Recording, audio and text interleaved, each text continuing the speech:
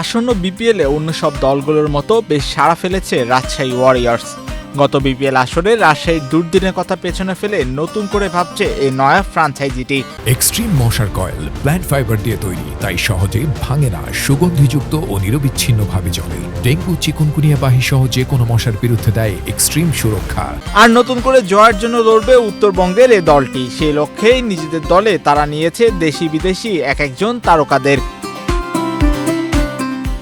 BPL এর auction নিলাম থেকে রাজশাহী দলে টেনেছে ব্যাটার তানজিদ হাসান তামিম, নাজমুল হোসেন শান্ত, পাকিস্তানের মোহাম্মদ নওয়াজ, সাহেবজাদা ফারহান, হোসেন তালাত, বিনুরা ফার্নান্দোর মতো তারকা ক্রিকেটারদের। এছাড়া ইয়াসির আলী রাব্বি, আকবর আলী, রিপন মন্ডল, হাসান মুরাদ, অভিজ্ঞ মুশফিকুর রহিম, এস এম মেহরব, জিসান আলম, বিদেশি দুশান হেমন্ত ও জান্নাত খানকে দলে নিয়েছে রাজশাহী ওয়ারিয়র্স। বিপিএল এর এবারের মৌসুমে রাজশাহীর প্রধান কোচ হিসেবে দেখা যাবে হান্নান সরকারকে।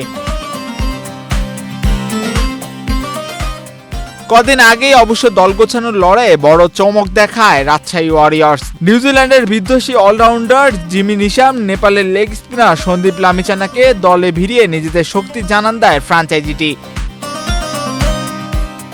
সব মিলিয়ে নতুনভাবে দল আর নতুন প্রত্যাশায় শুরু হতে যাচ্ছে এবারের বিপিএল। মাঠে কারা ছাপ রাখে, কে হয় রাজশাহীর নয় তারকা, সেদিকে এখন চোখ থাকবে রাজশাহীর বাসীর। এম মাহিউজ্জামান, বাংলাদেশ প্রতিদিন।